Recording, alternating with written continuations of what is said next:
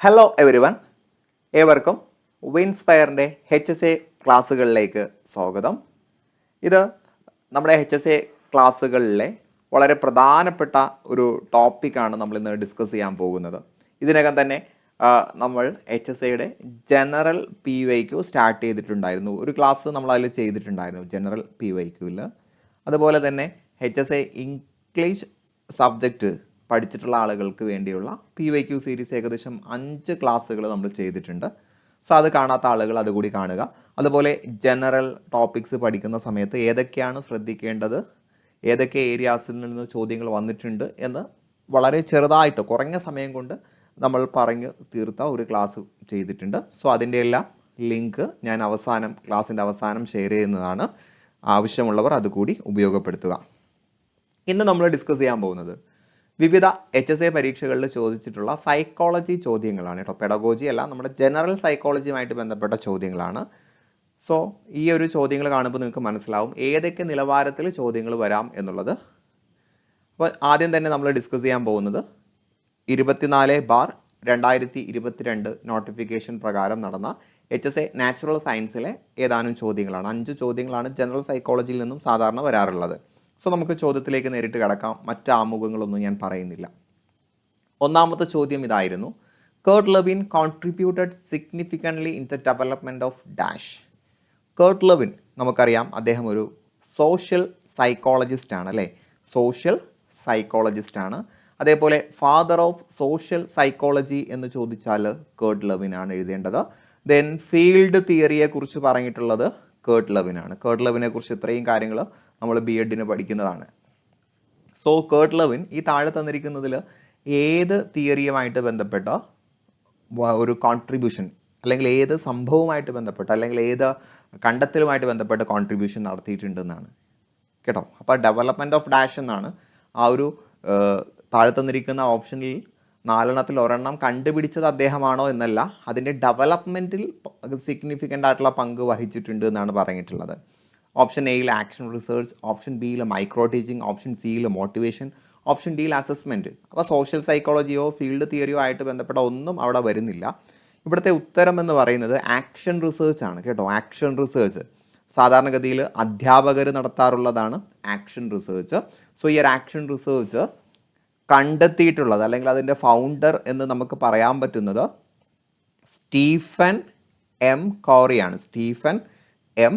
കോറിയാണ് ഇതിൻ്റെ ഫൗണ്ടർ എന്ന് പറയുന്നത്. ദെൻ ഇതിൻ്റെ ഡെവലപ്മെൻറ്റിന് ആര് പങ്ക് വഹിച്ചിട്ടുണ്ട്? കർട്ട് ലെവിൻ പങ്ക് വഹിച്ചിട്ടുണ്ട് എന്ന് മനസ്സിലാക്കുക. സോ നമ്മുടെ answer option A, action research ആണ് കേട്ടോ.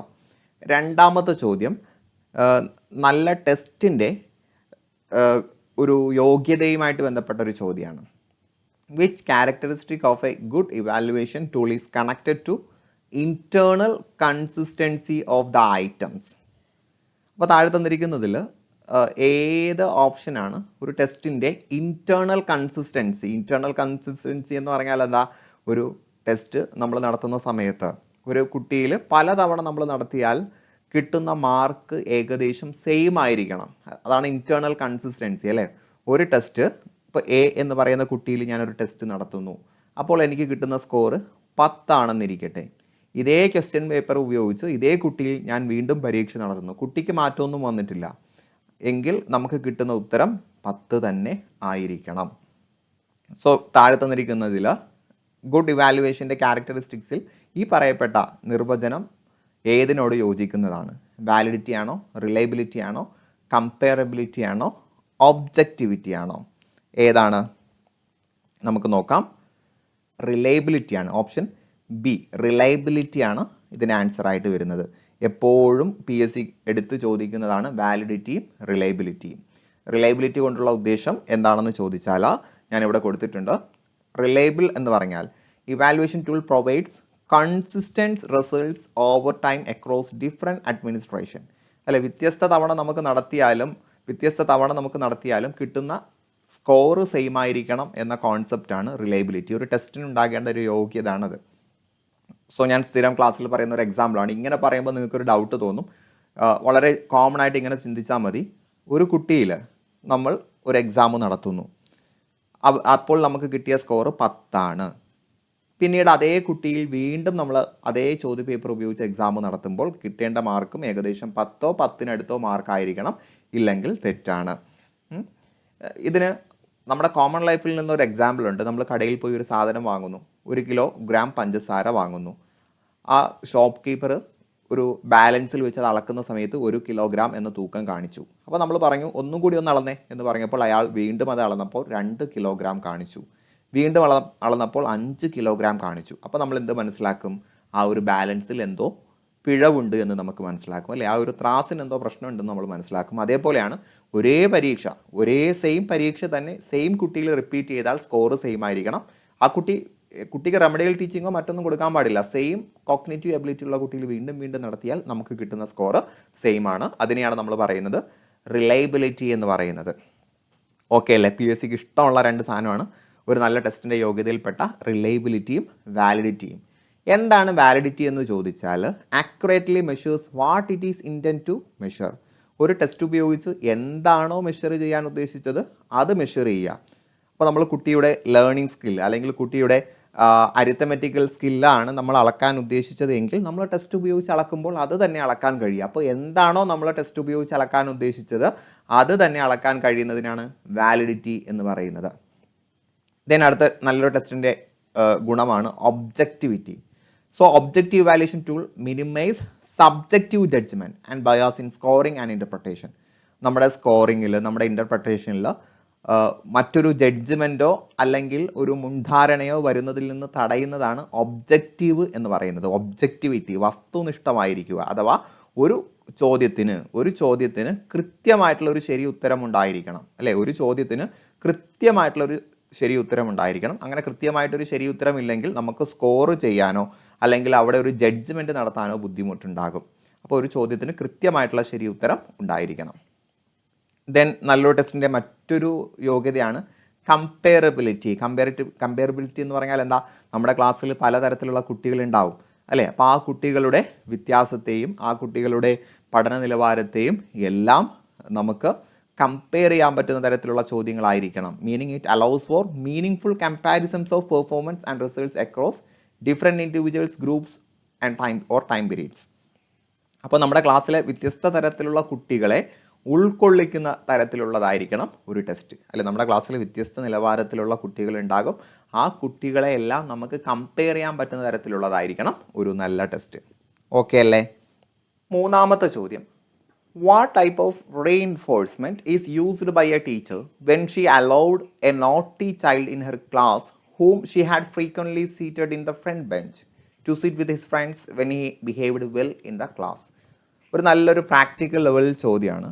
ഇവിടെ ചോദിച്ചിട്ടുള്ളത് ഏത് റീഇൻഫോഴ്സ്മെൻറ്റിലാണ് ഒരു ടീച്ചർ ആ ക്ലാസ്സിലെ വികൃതി കുട്ടിയെ ഫ്രണ്ട് ബെഞ്ചിലാണ് ടീച്ചർ കൊണ്ടിരുത്തിയിരുന്നത്. പക്ഷേ ക്ലാസ്സിൽ നന്നായിട്ട് പെരുമാറിയ സമയത്ത് ആ കുട്ടിയെ പിൻബെഞ്ചിൽ തൻ്റെ കൂട്ടുകാരോടൊപ്പം ഇരിക്കാൻ അനുവദിച്ചു.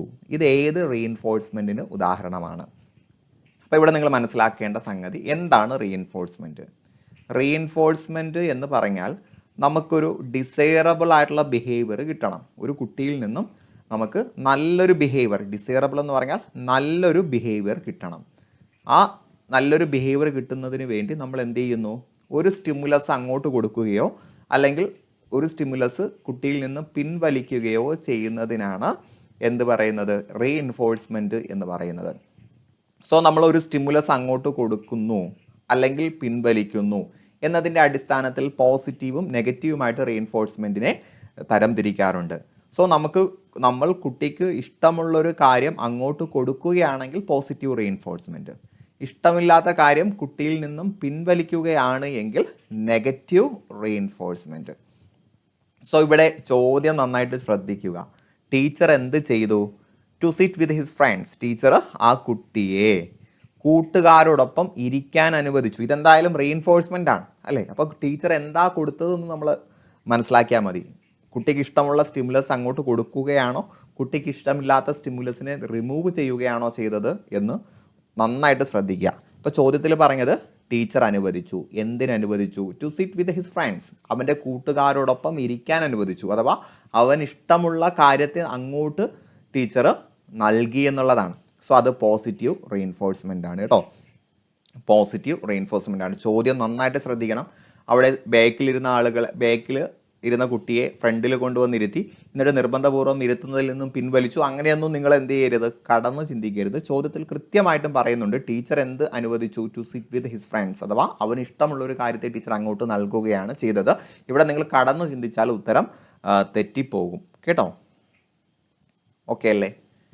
ദെൻ അടുത്ത ചോദ്യം, theory of conservation comes under which stage of cognitive development according to Jean Piaget? Jean Piaget കോഗ്നിറ്റിവിസത്തിൻ്റെ ഫാദർ ആണ് അല്ലേ, ഫാദർ ഓഫ് കോഗ്നിറ്റിവിസം. പിന്നെ എന്താ അറിയാം ജീൻ പിയാഷയെ കുറിച്ച്? ജീൻ പിയാഷെ എന്നും റീൻ പിയാഷെ എന്നും വായിക്കാറുണ്ട്. റീൻ പിയാഷെ എന്നാണ് കറക്റ്റ് കേട്ടോ. ഫാദർ ഓഫ് കോഗ്നിറ്റിവിസം, അതേപോലെ ഫാദർ ഓഫ് ചൈൽഡ് സൈക്കോളജി, ശിശു മനഃശാസ്ത്രത്തിൻ്റെ പിതാവ് ജീൻ പിയാഷെയാണ്. ജീൻ പിയാഷെ കുട്ടികളുടെ വികാസഘട്ടത്തെ, കോഗ്നിറ്റീവ് ഡെവലപ്മെൻറ്റിനെ 4ആയിട്ട് തരംതിരിക്കുന്നുണ്ട്. ഒന്ന് sensory motor stage. Sensory motor സ്റ്റേജിൽ കുട്ടിയുടെ വികാസം സെൻസേഷനും അതേപോലെ മോട്ടോർ സ്കില്ലും സംവേദനവും ചലനവുമായിട്ട് ബന്ധപ്പെട്ട വികാസമാണ്. പ്രീ ഓപ്പറേഷണൽ സ്റ്റേജിൽ കുട്ടിക്ക് മനോവ്യാപാരങ്ങൾ, അവൻ്റെ മെൻ്റൽ പ്രോസസ്സ് കൃത്യമായിട്ട് നടക്കുന്നില്ല, ആ ഒരു പീരീഡാണ്. ആ ഒരു പീരീഡിൽ കുട്ടി ഈഗോ സെൻട്രിക് ആണ്. പ്രധാനപ്പെട്ട കാര്യം മാത്രം ജസ്റ്റ് ഒന്ന് പറയാണ്, ആ ഒരു പീരീഡിൽ കുട്ടി ഈഗോ സെൻട്രിക് ആണ്, അവനെക്കുറിച്ച് മാത്രമേ ചിന്തിക്കാൻ കഴിയുള്ളൂ. എന്നാൽ കോൺക്രീറ്റ് ഓപ്പറേഷണൽ സ്റ്റേജിലാണ് കുട്ടിയിൽ ചില ചിന്തകൾ കടന്നു വരുന്നത്. അതിനകത്ത് കുട്ടിക്ക് തിയറി ഓഫ് കൺസർവേഷൻ, അഥവാ ഒരു സാധനത്തിൻ്റെ ഒരു സാധനത്തിൻ്റെ ആകൃതിയിൽ വ്യത്യാസം വന്നാലും അതിൻ്റെ തൂക്കത്തിൽ അല്ലെങ്കിൽ അതിൻ്റെ അളവിൽ വ്യത്യാസം വരുന്നില്ല എന്ന ഒരു ബോധമാണ് തിയറി ഓഫ് കൺസർവേഷൻ എന്ന് പറയുന്നത്. ഇപ്പോൾ നമ്മൾ കുട്ടിക്ക് ഒരു ചോക്ലേറ്റ് കൊടുക്കുന്നു. ഈ ഒരു ചോക്ലേറ്റ് ഈ ഒരു വലിപ്പത്തിലുള്ള ഒരു ചോക്ലേറ്റ് ആണ്. ദെൻ രണ്ടാമത് നമ്മൾ ചോക്ലേറ്റ്, അതേ വലിപ്പത്തിലുള്ള ചോക്ലേറ്റ് കുറച്ചുകൂടി എന്ത് ചെയ്യുകയാണ്, പ്രസ് ചെയ്ത് അതിൻ്റെ ലെങ്ത്ത് കൂട്ടുകയാണ് അല്ലേ. ദെൻ കുട്ടിയോട് നമ്മൾ ചോദിക്കുകയാണ് ഇതിൽ ഏതാണ് വലുത് എന്ന് ചോദിച്ചാൽ പ്രീ ഓപ്പറേഷണൽ സ്റ്റേജിലുള്ള ഒരു കുട്ടി പറയും ഇതാണ് വലുത് എന്നുള്ളത്. എന്നാൽ കോൺക്രീറ്റ് ഓപ്പറേഷണൽ സ്റ്റേജിലെത്തുന്ന കുട്ടി പറയും രണ്ടും സെയിം ആണ്. കാരണം ഇവിടെ വീതിയുണ്ട്, ഇവിടെ വീതിയില്ല, പകരം നീളമുണ്ട്. അപ്പോൾ ഒരു വസ്തുവിൻ്റെ ആകൃതിയിൽ വ്യത്യാസം വന്നാലും അതിൻ്റെ മാസിൽ, അതിൻ്റെ പിണ്ഡത്തിൽ വ്യത്യാസം വരുന്നില്ല എന്ന ബോധത്തെയാണ് നമ്മൾ കൺസർവേഷൻ എന്ന് പറയുന്നത്. അപ്പോൾ കൺസർവേഷൻ, സീരിയേഷൻ, അതേപോലെ പകരൽ ചിന്ത, ട്രാൻസിറ്റിവിറ്റി, അങ്ങനെ പല കാര്യങ്ങളും കുട്ടിക്ക് കിട്ടുന്നത് കോൺക്രീറ്റ് ഓപ്പറേഷണൽ സ്റ്റേജിലാണ്. സോ പിയാഷെയുടെ 4 സ്റ്റേജുകൾ ഞാനിവിടെ കൊടുത്തിട്ടുണ്ട്. ഒന്ന് സെൻസറി മോട്ടോർ സ്റ്റേജ്, ഇത് 0 മുതൽ 2 വയസ്സ് വരെയാണ്. ഈ കാലഘട്ടത്തിൽ കുട്ടിയുടെ മോട്ടോർ ആക്ടിവിറ്റിയാണ് കൂടുതലായിട്ട് പ്രവർത്തിക്കുന്നത്. കുട്ടിക്ക് അവിടെ സിമ്പിൾസ് ഒന്നും എന്ത് ചെയ്യാൻ കഴിയില്ല, മനസ്സിലാകില്ല. ഈ പ്രായത്തിലെ ഏറ്റവും പ്രധാനപ്പെട്ട പ്രത്യേകതയാണ് ഒബ്ജക്റ്റ് പെർമനൻസ്. ഒരു വസ്തു കൺമുന്നിൽ നിന്ന് മറഞ്ഞാലും അത് ഈ ലോകത്ത് എക്സിസ്റ്റ് ചെയ്യുന്നുണ്ടെന്നുള്ള ബോധമാണ് ഒബ്ജക്റ്റ് പെർമനൻസ്. ദെൻ രണ്ടാമത്തെ സ്റ്റേജാണ് പ്രീ ഓപ്പറേഷണൽ സ്റ്റേജ്. ഇത് 2 മുതൽ 7 വയസ്സ് വരെയാണ്. അപ്പോൾ ഈ ഒരു കാലഘട്ടത്തിലാകുമ്പോൾ കുട്ടി ഏകദേശം സ്കൂളിൽ എത്തിയിട്ടുണ്ടാവും അല്ലേ, ലോവർ പ്രൈമറിയിലൊക്കെ എത്തിയിട്ടുണ്ടാകും. അപ്പോൾ ഈ പ്രായത്തിലെ പ്രത്യേകത കുട്ടിയുടെ ലാംഗ്വേജ്, ഭാഷാ വികാസം നടക്കുന്നു, ഓർമ്മശക്തി ഉണ്ടാകുന്നു, അതേപോലെ ഇമാജിനേഷൻ, ഭാവനാശേഷി കുട്ടിക്ക് വികസിച്ച് തുടങ്ങുന്നു. ദെൻ മൂന്നാമത്തെ സ്റ്റേജാണ് കോൺക്രീറ്റ് ഓപ്പറേഷണൽ സ്റ്റേജ്, അഥവാ 7 to 11 അപ്പർ പ്രൈമറി ക്ലാസ്സുകളിലേക്ക് ഏകദേശം എത്തും അല്ലേ. സോ അതിൻ്റെ ക്യാരക്ടറിസ്റ്റിക്സ് സ്കൂളിലൊക്കെ കൃത്യമായിട്ട് എത്തും. 6 വയസ്സിലാണല്ലേ നമ്മളിപ്പോൾ സ്കൂളിൽ വരേണ്ടത് അല്ലേ, 6 വയസ്സിലാണ്. അപ്പോൾ ഇവിടെ എത്തുമ്പോൾ കുട്ടി ഏകദേശം സ്കൂളിൽ വന്നു. ദെൻ 7 to 11 കുട്ടി ഏകദേശം ലോവർ പ്രൈമറി കടന്ന് അപ്പർ പ്രൈമറിയിലേക്ക് എത്താറാകുന്നുണ്ടാകും അല്ലേ. അപ്പോൾ ഈ പ്രായത്തിലാണ് കുട്ടിക്ക് ലോജിക്കൽ തിങ്കിങ് ഒക്കെ വരുന്നത്. ദെൻ ലാസ്റ്റ് സ്റ്റേജാണ് 12 മുകളിൽ. അപ്പോൾ ഹൈസ്കൂൾ ടീച്ചേഴ്സ് കൈകാര്യം ചെയ്യേണ്ടി വരുന്നത് ഫോർമൽ ഓപ്പറേഷണൽ സ്റ്റേജിലുള്ള കുട്ടിയാണ്. അപ്പോൾ ആ കുട്ടിക്ക് എന്ത് ചെയ്യും, കുറച്ചുകൂടി ആബ്സ്ട്രാക്റ്റ് ആയിട്ടുള്ള അമൂർത്തമായിട്ടുള്ള കാര്യങ്ങൾ, തിയറീസും ഇക്വേഷൻസൊക്കെ കൃത്യമായിട്ടും മനസ്സിലാകുന്ന കുട്ടിയാണ്. ഇത് അപ്പർ പ്രൈമറിയിലെ കുട്ടിയാണ് അല്ലേ. അപ്പർ പ്രൈമറിയിലേക്ക് കുട്ടി എത്തി, ദെൻ ഹൈസ്കൂളിലേക്ക് എത്താറായിട്ടുണ്ട്. ഓക്കെ അല്ലേ, സെറ്റ് അല്ലേ. ദെൻ അടുത്തത് 5ാമത്തെ ചോദ്യം. 2 statements given below regarding diagnostic test. Diagnostic ടെസ്റ്റുമായിട്ട് ബന്ധപ്പെട്ട 2 സ്റ്റേറ്റ്മെൻറ്റ് ഇവിടെ കൊടുത്തിട്ടുണ്ട്. Statement 1, it is conduct to evaluate all students in the class. Diagnostic test നടത്തുമ്പോൾ നമ്മൾ ക്ലാസ്സിലെ എല്ലാ കുട്ടികളിലും അത് കണ്ടക്ട് ചെയ്യും. ശരിയല്ലേ? ശരിയാണ്. Students are analysed on the basis of incorrect answers. കുട്ടികളെ നമ്മൾ അനലൈസ് ചെയ്യുന്നത് ഏത് ഉത്തരമാണ് അവർ തെറ്റിച്ചത് എന്നതിൻ്റെ അടിസ്ഥാനത്തിലാണ്. രണ്ടും ശരിയാണ്. അപ്പോൾ പ്രസ്താവന 1ഉം 2ഉം ശരിയാണ്. ഓപ്ഷൻ എ ആണ് ഉത്തരം. ഇനി ഡയഗ്നോസ്റ്റിക് ടെസ്റ്റ് എന്ന് പറഞ്ഞാൽ എന്താ? ഡയഗ്നോസ്റ്റിക് ടെസ്റ്റ് എന്ന് പറഞ്ഞാൽ കുട്ടിയുടെ പഠന മേഖലയിലെ ദൗർബല്യത്തെ തിരിച്ചറിയുന്നതിന് വേണ്ടി നടത്തുന്നതാണ്. ദെൻ ഡയഗ്നോസ്റ്റിക് ടെസ്റ്റ് നടത്തി കഴിഞ്ഞാൽ കുട്ടിയുടെ ലേണിംഗ് മെത്തേഡ് വികസിപ്പിക്കാനും അതേപോലെ ടീച്ചേഴ്സിൻ്റെ ടീച്ചിങ് സ്ട്രാറ്റജീസ് വികസിപ്പിക്കാനും സഹായിക്കുന്നു. അപ്പോൾ ഡയഗ്നോസ്റ്റിക് ടെസ്റ്റ് കുട്ടികളെയും ടീച്ചേഴ്സിനെയും ഒരേപോലെയാണ് സഹായിക്കുന്നത്. ഡയഗ്നോസ്റ്റിക് ടെസ്റ്റിന് ശേഷം നമ്മൾ എന്ത് നടത്തും? പരിഹാര ബോധനം അഥവാ റെമഡിയൽ ടീച്ചിങ് നടത്തും. അപ്പോൾ ഒരു ഡയഗ്നോസ്റ്റിക് ടെസ്റ്റിന് ശേഷം റെമഡിയൽ ടീച്ചിങ് ഉണ്ടാകും എന്ന് മനസ്സിലാക്കുക. ഓക്കെ അല്ലേ? ഇതായിരുന്നു നാച്ചുറൽ സയൻസിൽ ചോദിച്ചിട്ടുള്ള 5 ചോദ്യങ്ങൾ. ഇനി 20/2022 നടന്ന സോഷ്യൽ സയൻസ് HSA സോഷ്യൽ സയൻസിൽ നടന്നിട്ടുള്ള കുറച്ച് ചോദ്യങ്ങളാണ്. അടുത്ത ചോദ്യം, റോബർട്ട് ഗാഗ്നേസ് ഹിറാർക്കി ഓഫ് ലേണിംഗ് കൺസിസ്റ്റ്. ഗാഗ്നയുടെ പഠനത്തിൻ്റെ ശ്രേണിയുണ്ട് അല്ലേ? പഠന ശ്രേണിയുണ്ട്. അതിൽ ഉൾപ്പെടുന്നത് ഏതൊക്കെയാണ് കേട്ടോ? അതിൽ ഏതൊക്കെ ഉൾപ്പെടുന്നുണ്ട് എന്നുള്ളതാണ് ചോദ്യം. സോ നമുക്ക് ആദ്യം ഗാഗ്നയുടെ പഠന ശ്രേണി എന്താണ് എന്ന് നമുക്ക് നോക്കാം. സോ ഗാഗ്നയുടെ അഭിപ്രായത്തിൽ പഠനം നടക്കുന്നതിന് എത്ര സ്റ്റെപ്പ് ഉണ്ട്? 1, 2, 3, 4, 5, 6, 7, 8 സ്റ്റെപ്പുകളുണ്ട് അല്ലേ? ആദ്യം സിഗ്നൽ ലേണിംഗ്. ശ്രദ്ധിക്കണം കേട്ടോ, സിമ്പിൾ എന്നല്ല, സിഗ്നൽ ലേണിംഗ് എന്നാണ് പറയുന്നത്. സിഗ്നൽ ലേണിംഗ് ആംഗ്യങ്ങൾ കൊണ്ട് പഠിക്കുന്നു, ചിഹ്നങ്ങൾ കൊണ്ട് പഠിക്കുന്നു. അതിനുശേഷം സ്റ്റിമുലസ് റെസ്പോൺസ് ലേണിംഗ്, ചോദക പ്രതികരണത്തിലൂടെ പഠിക്കുന്നു. Then psycho motor connection learning അല്ലേ? പ്രവർത്തനങ്ങളിലൂടെ ബന്ധിപ്പിച്ച് പഠിക്കുന്നു. ദെൻ വേർബൽ അസോസിയേഷൻ ലേണിംഗ്, വാക്കുകൾ ബന്ധപ്പെടുത്തി പഠിക്കുന്നു. Then multiple discrimination learning, multiple discrimination learning അഥവാ ബഹുമുഖ വിവേചന പഠനം. പിന്നെ കോൺസെപ്റ്റ് ലേണിംഗ്, കോൺസെപ്റ്റുകളെ കുറിച്ചുള്ള പഠനം. പ്രിൻസിപ്പിൾ ലേണിംഗ്, തത്വങ്ങളെക്കുറിച്ചുള്ള പഠനം. പ്രോബ്ലം സോൾവിംഗ്, പ്രശ്ന നിർദ്ധാരണം. ഇങ്ങനെ 8 സ്റ്റേജാണ് അല്ലെങ്കിൽ 8 ശ്രേണികളാണ് പഠനത്തിന് വേണ്ടിയുള്ളതെന്നാണ് അദ്ദേഹം പറയുന്നത്. സോ നമുക്ക് ഇതിൽ ഏതൊക്കെ ഉണ്ടെന്ന് നമുക്ക് നോക്കാം. സിംബോളിക് ലേണിംഗ് അദ്ദേഹം പറയുന്നുണ്ടോ? സിഗ്നൽ ലേണിങ്ങും സിംബോളിക് ലേണിങ്ങും രണ്ടും രണ്ടാണ്. അപ്പോൾ ഒന്നില്ല. അപ്പോൾ നമുക്ക് ഒന്നുള്ളത് ഉത്തരമായിട്ട് വരില്ല. അപ്പോൾ ഈ 2 സ്ഥലവും നമുക്ക് വെട്ടാം അല്ലേ? എലിമിനേഷൻ ടെക്നിക്ക് നമുക്ക് യൂസ് ചെയ്യാം. ദെൻ സ്റ്റിമുലസ് റെസ്പോൺസ് ലേണിംഗ്, അതെന്തായാലും ഉൾപ്പെടുന്നുണ്ട് അല്ലേ? സ്റ്റിമുലസ് റെസ്പോൺസ് ലേണിംഗ് ഉൾപ്പെടുന്നുണ്ട്. കോമ്പിനേറ്റോറിയൽ ലേണിംഗ് നമ്മൾ പറഞ്ഞിട്ടില്ല. സോഷ്യൽ കൺസ്ട്രക്റ്റിവിസ്റ്റ് ലേണിംഗ് പറയുന്നില്ല. വേർബൽ അസോസിയേഷൻ ഉൾപ്പെടുന്നുണ്ട്. ഡിസ്ക്രിമിനേഷൻ ലേണിംഗ് ഉൾപ്പെടുന്നുണ്ട്. അപ്പോൾ 2, 5, 6. സോ ഓപ്ഷൻ സി ആണ് ആൻസർ കേട്ടോ. ഓപ്ഷൻ സി ആണ് ആൻസർ ആയിട്ട് വരുന്നത്. ഓക്കെ അല്ലേ? ദെൻ അടുത്ത ചോദ്യം നിങ്ങൾ നോക്കുക. ഇത് സോഷ്യൽ സയൻസിൽ ചോദിച്ച ചോദ്യമാണ്. HSA സോഷ്യൽ സയൻസിൽ ചോദിച്ച ചോദ്യമാണ്. ചോദിച്ചിരിക്കുന്നത് മാത്തമാറ്റിക്സ് ക്ലാസ്സിനെ കുറിച്ചാണ്. അപ്പോൾ ജനറൽ സൈക്കോളജിയിലെ ചോദ്യം എങ്ങനെയും വരാം എന്നാണ് അതിനർത്ഥം. In A mathematics class, if A teacher uses sub skills such as movement, gestures, change in speech pattern and change in interaction style, then the teacher is using.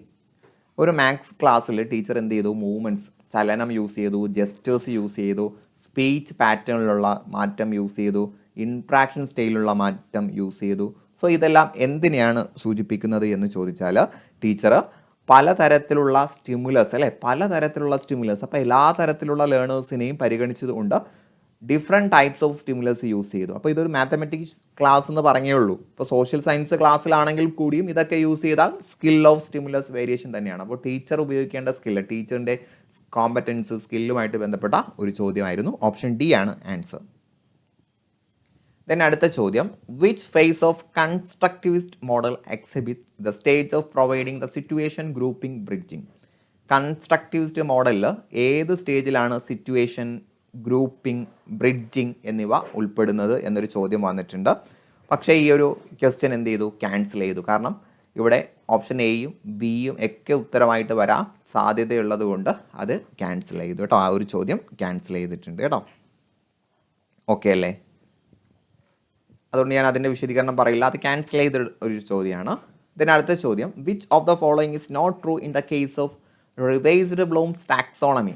അപ്പോൾ ബ്ലൂംസ് ടാക്സോണമിയിൽ നമ്മൾ 3 ഡയമെൻഷൻസ് പറയാറുണ്ട് അല്ലേ? കുട്ടിയുടെ കോഗ്നിറ്റീവ് ഡെവലപ്മെൻറ്റ്, സൈക്കോമോട്ടർ ഡെവലപ്മെൻറ്റ്, അതേപോലെ കുട്ടിയുടെ affective domain 3 domain നമ്മൾ പറയാറുണ്ട്. എന്നിട്ട് അതിൻ്റെ റിവൈസ്ഡ് ടാക്സോണമി ഉണ്ട്, ബ്ലൂമിൻ്റെ റിവൈസ്ഡ് ടാക്സോണമി ഉണ്ട്. അപ്പോൾ റിവൈസ്ഡ് ടാക്സോണമിയുമായിട്ട് ബന്ധപ്പെട്ട തെറ്റായ പ്രസ്താവന ഏത് എന്നാണ് ചോദ്യം. ഒന്നാമത്തെ ചോദ്യം, evaluation is no longer the highest level in the pyramid. പിരമിഡിൽ ഇവാലുവേഷൻ എന്നതിനെ ആഡ് ചെയ്തിട്ടില്ല എന്നാണ് പറയുന്നത്. ആഡ് ചെയ്തിട്ടുണ്ട്, പക്ഷെ അതല്ല ഹയസ്റ്റ് ലെവൽ. സോ ഞാൻ ജസ്റ്റ് ആ ഒരു ടാക്സോണമി ഞാനൊന്ന് കാണിച്ചു തരാം. ബ്ലൂംസ് ടാക്സോണമി 1956 ആദ്യമായിട്ട് ഇൻട്രൊഡ്യൂസ് ചെയ്യുന്നത്.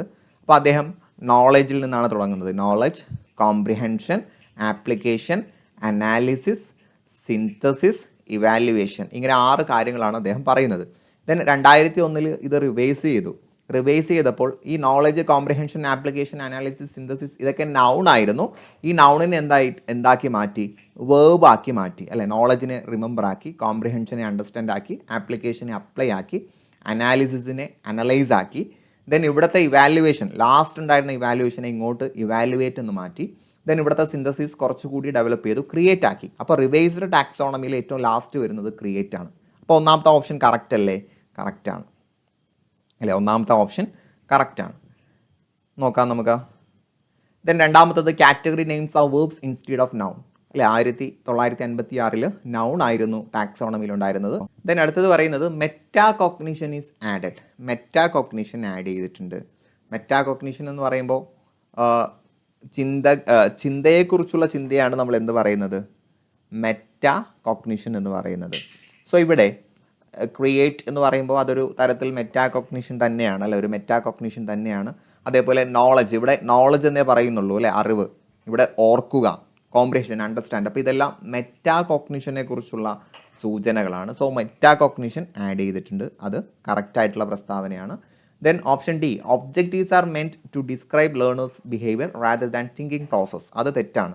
റിവൈസ്ഡ് ടാക്സോണമി ആകട്ടെ അല്ലാതെ ഡയറക്റ്റ് ആയിട്ടുള്ള ടാക്സോണമി ആകട്ടെ, അവിടെ എവിടെയും ബിഹേവിയറിനല്ല ഇമ്പോർട്ടൻറ്റ്, തിങ്കിങ് പ്രോസസ്സിനാണ് ഇമ്പോർട്ടൻറ്റ്. സോ ഓപ്ഷൻ ഡി ആണ് തെറ്റായിട്ടുള്ളത് കേട്ടോ.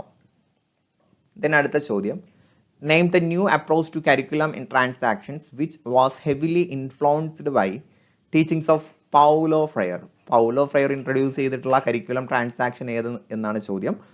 വളരെ ഡയറക്റ്റ് ആയിട്ടുള്ള ഒരു ചോദ്യമായിരുന്നു. ഓപ്ഷൻ സി, ക്രിട്ടിക്കൽ പെഡഗോജി കേട്ടോ, ക്രിട്ടിക്കൽ പെഡഗോജി. അപ്പോൾ പെഡഗോജിയെ നമ്മൾ എന്ത് ചെയ്യണം? കുറച്ചുകൂടി നിരൂപണാത്മകമായിട്ട് കാണണം എന്നൊരു കോൺസെപ്റ്റാണ് പൗലോ ഫ്രയറിൻ്റെ ക്രിട്ടിക്കൽ പെഡഗോജി.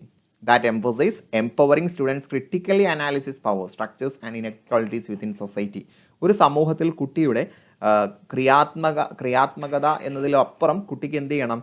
ക്രിട്ടിക്കലായിട്ട് ഒരു കാര്യത്തെക്കുറിച്ച് നിരൂപണാത്മകമായി അനലൈസ് ചെയ്യാനുള്ള പവർ കുട്ടിയിൽ ഉണ്ടാക്കിയെടുക്കണം. അത്തരത്തിലുള്ള ഒരു പെഡഗോജിയാണ് നമ്മൾ കൊണ്ടുവരേണ്ടത് എന്നാണ് ക്രിട്ടിക്കൽ പെഡഗോജിയിലൂടെ അദ്ദേഹം പറയുന്നത്. ഇനി നമ്മുടെ ഓപ്ഷനിൽ എക്സ്പീരിയൻഷ്യൽ ലേണിംഗ് ഉണ്ടായിരുന്നു.